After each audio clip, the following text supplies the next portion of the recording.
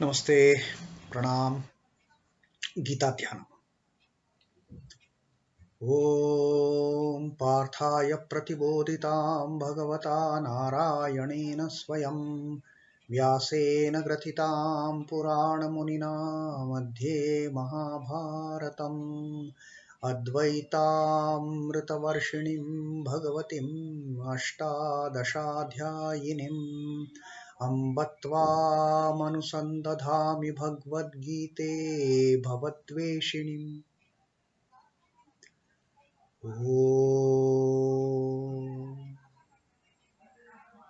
O Bhagavad Gita, with which Lord Narayana himself gave enlightenment to Partha. The ancient sage Vyasa included it in the Mahabharata. O bestower of the nectar-like knowledge of non-dualism, goddess contained in the 18 chapters. O my affectionate mother, the destroyer of rebirth, I meditate upon thee. Krishna Vandana. Vasudevasutam devam kansachanuramardhanam devakim paramanandam krishnam vande jagadguru. O son of Vasudeva, O Lord, the slayer of Kansa and Chanur, extreme delight for Mother Devaki, O Krishna, the supreme teacher of the universe, my salutations to you. And now, today we take up the reading of the 50th Shloka of the Sankhya Yoga, the second Adhyay of Srimad Bhagavad Gita. Sri Krishna is again, describing more about this equanimity, the equalness of the mind in both the pairs of opposites. Buddhi-yukto jahātīha ubhe sukṛita-duṣhkṛite tasmād yogāya yujyasva yogaḥ karmasu kauśhalam. Now Sri Krishna is telling another beautiful secret of the importance. Why one should get fixed, one's mind fixed in this state of equanimity, of neither hot nor cold, neither pleasure nor pain, no joy, no sorrow, no happiness, no misery. Why one should get into that?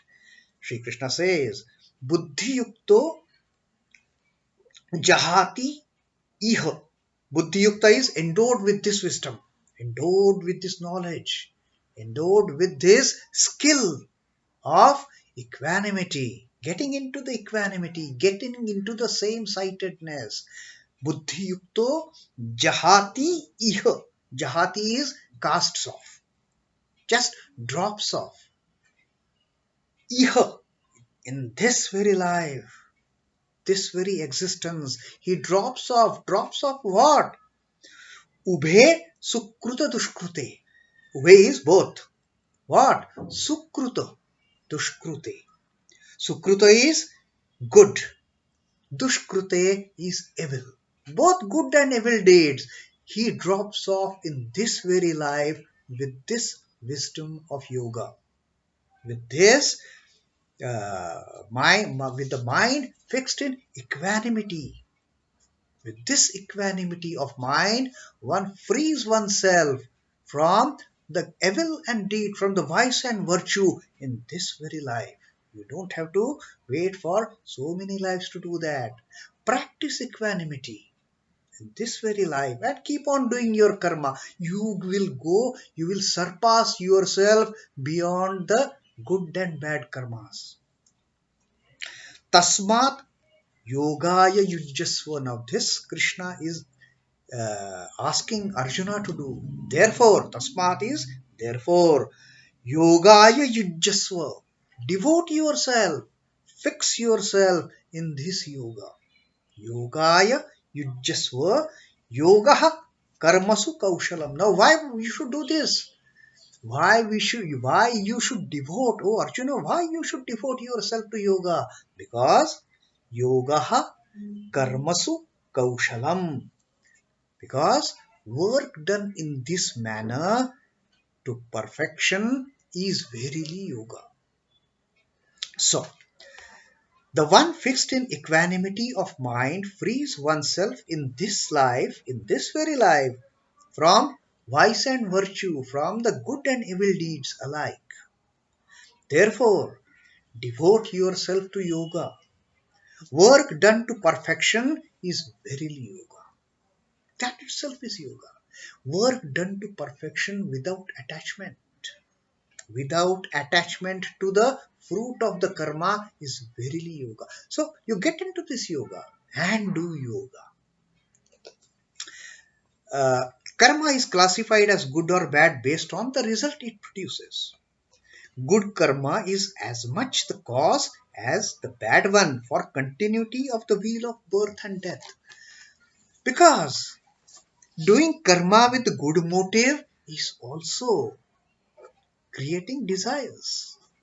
So till the time we are into this habit of performing actions, doesn't matter even if we try with the focus on the good or we try with the focus on bad. They are both leading us in this cycle of birth and death, birth and death, birth and death, because the entire action is filled with desire to attain something.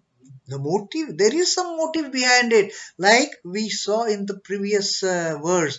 Motive either of a porter to earn wages, or it is motiveless work of a co-passenger lifting your bag just to help you reach your compartment or to reach your exit.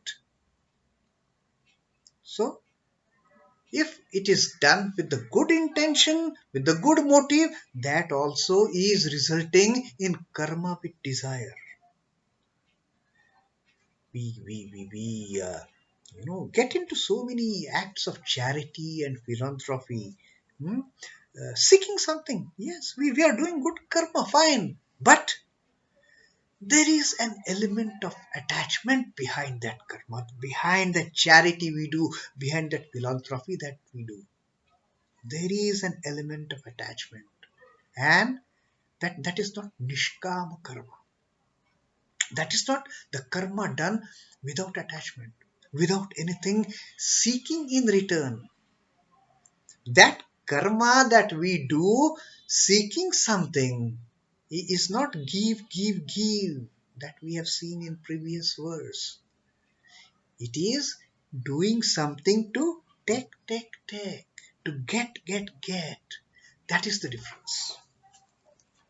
But the karma yogi is not affected by karma of any kind because there is no desire attached.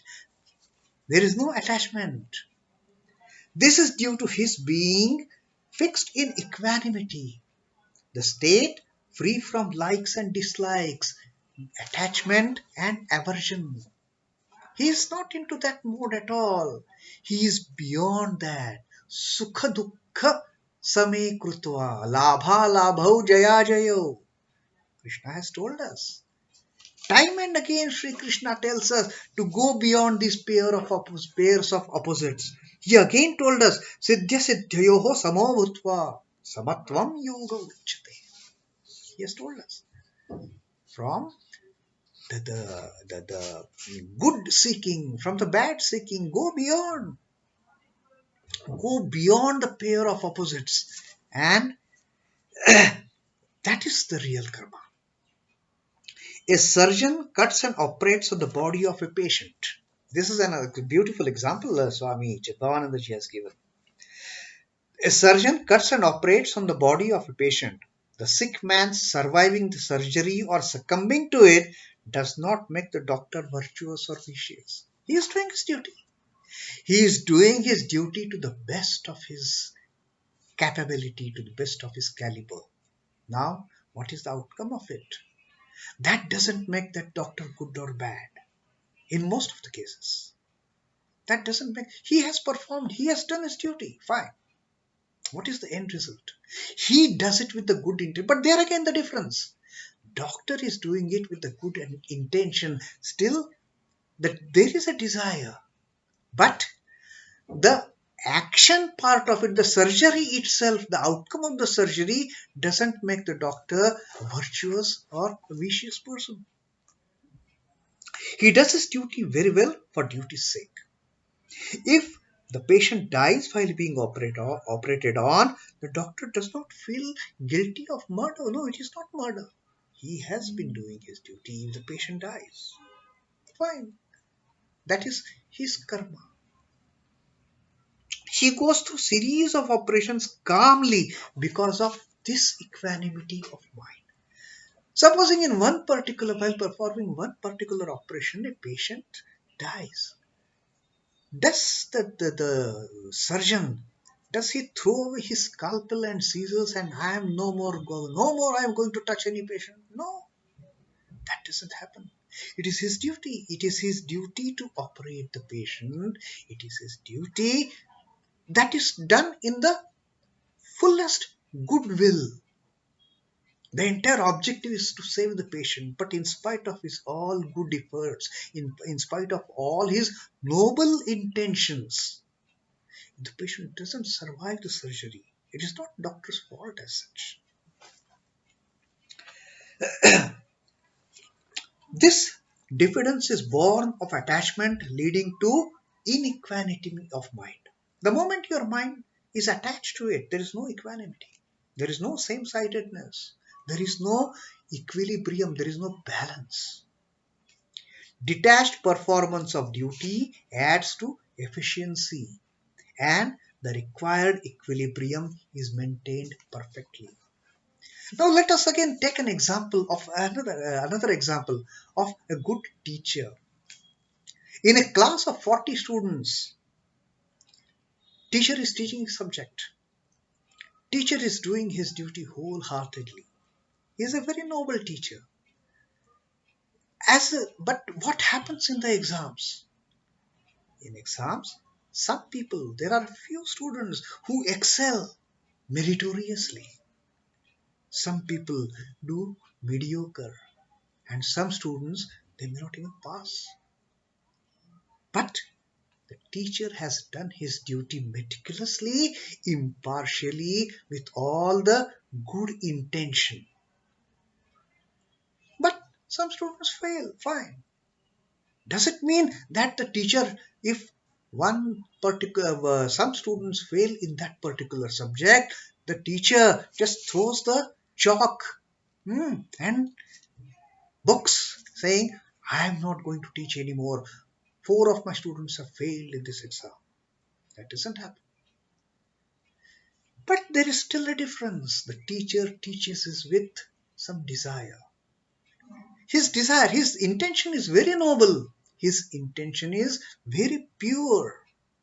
That students should do good in their life. Students should do good in their exam. In spite of that, it doesn't happen. It is not a fault of teacher. This principle applies to all activities in life.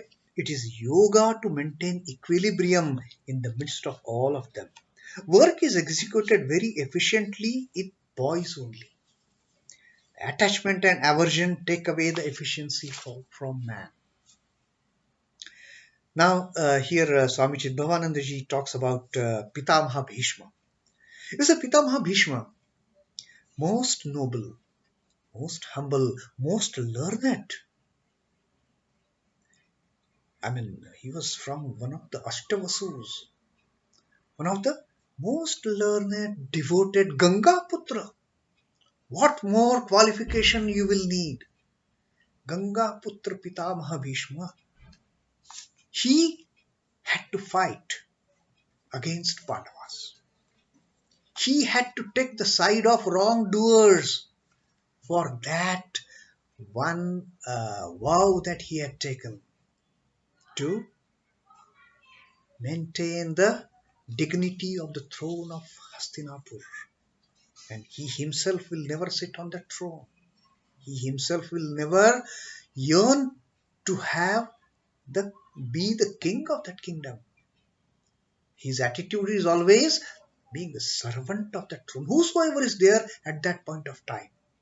And at this point of time of Mahabharata, Dhritarashtra was sitting on that throne. And with his vow, with his word given to his father, he had to take side of the wrongdoers.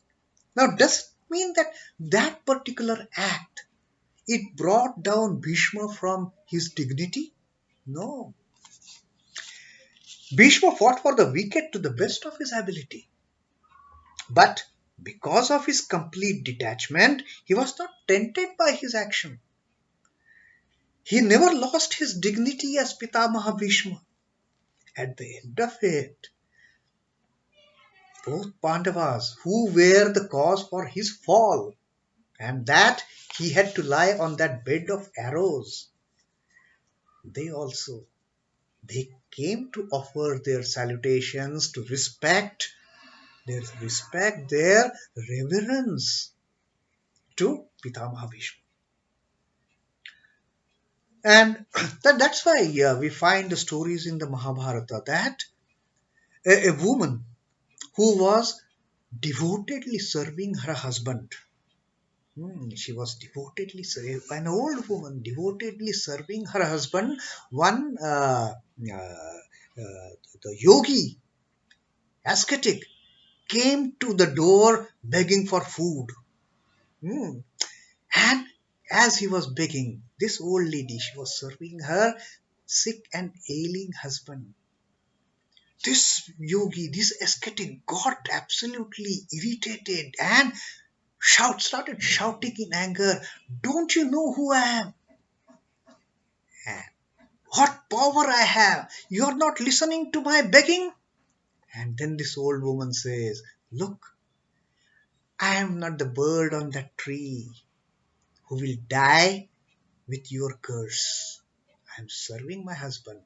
Let my service be over to my husband. I will come and give you alms. Be patient. Just wait." And then that ascetic was shattered. He was dumbfounded. How come this woman know of my power that I could kill a person at my will? I could kill anybody, a bird, an animal, at my will. And then this lady comes and tells ascetic, it is not through any tapasya that I have had this knowledge, that I have got this buddhi. It is not through any austerity or tapasya or sadhana. It is by serving my husband. My husband is ailing. He needs my service. He needs my attention. I was doing that. Or there is also another story in the Mahabharata that a student is very keen on learning, some great philosophical truths. And he approaches someone, and that fellow says, "You want to learn the philosophy of action, of work? You go and ask that butcher. Go and ask that butcher who is daily killing the animals, cutting them to pieces, slaughtering the animals, and selling the meat to the people." And this student is wonderstruck. How come a butcher can teach me? And that butcher indeed is a great yogi. He's doing all his work. He's doing all this killing and cutting the animals, but his entire work is in the manner of service to the Lord.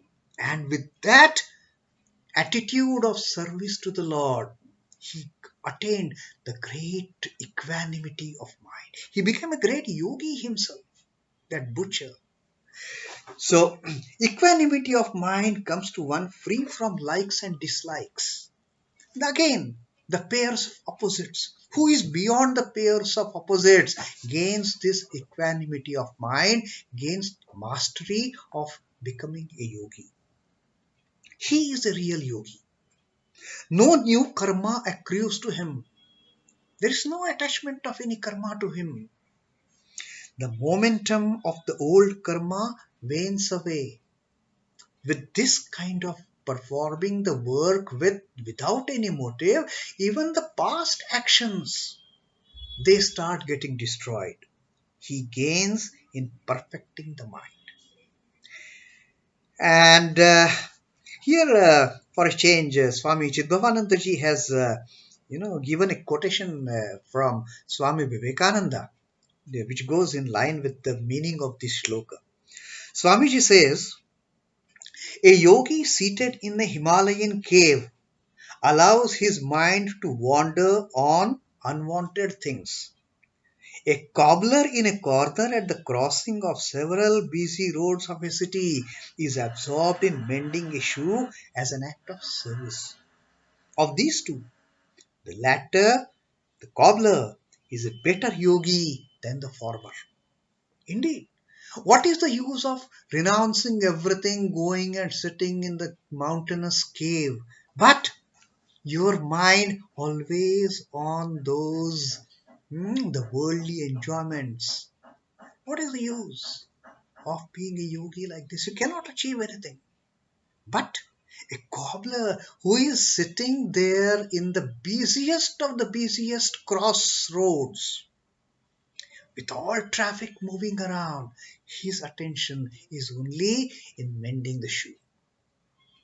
His entire focus is in mending the shoe. Such is the strength of focus. Because he is not attached to any other things. That's it.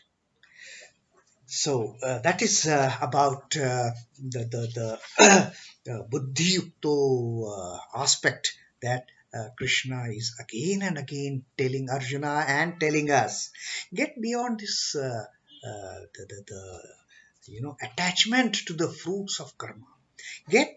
Gain the equanimity of mind. Go beyond the pairs of opposites, and that will be the real karma. And in this very life, Krishna is assuring us, in this very life you will reach a stage where ubhe, sukṛita-duṣhkṛite, both the virtues and vice, you will just drop off. You will cast away both the good deeds and bad deeds that you have done, that you are doing. There, you don't have to worry about it. You will just escape from the cycle of birth and death, birth and death, birth and death. So that is our teaching from Sri Krishna today. Om Namo Bhagavate Vasudevaya. Sri Krishna Arpanamastu. Jai Sri Ram Krishna. Jai Thakur. Jai Swami.